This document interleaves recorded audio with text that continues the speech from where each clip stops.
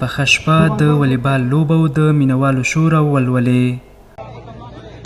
د والیبال دا لوبې چې څه موده وړاندې د کلبات امام صاحب او د تخار خواجه غار ولسوالۍ د والیبال 10 لوبډلو ترمنځ پیل شوې وې، د امام صاحب د لوبډلې په اتلولۍ او د کلبات والیبال لوبډلې په نایب اتلولۍ پای ته ورسېدې. د ورزشي مسؤلینو په خبره د دغو سیالیو له ترسره کولو موخه د والیبال غوره لوبغاړو پیژندل او خلکو ته د سالمې تفریح برابرول دي.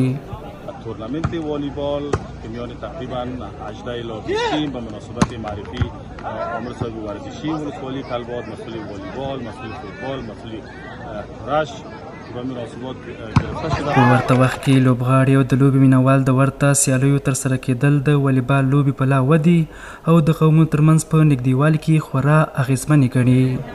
مسابقات یا تورنمنتی که امروز در ولسوالی کلبات در رهبری عامر ورزشی کلبات ایجاد گردیده بود، هدفش همی بود که فقط به خاطر انسجام ساختن جوانان و تشویق جوانان به ورزش والیبال بود.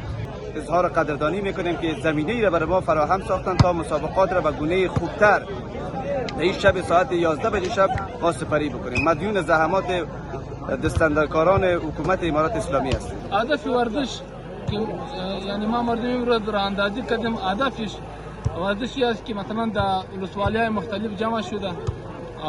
هدفش بود که مثلا در بین مردم اتفاق اتحاد ایجاد شود و مردم تشویق شود. در را یک ورزش که است یعنی یک کار مثبت است که به خاطر صحت انسان بسیار زیاد فایده دارد.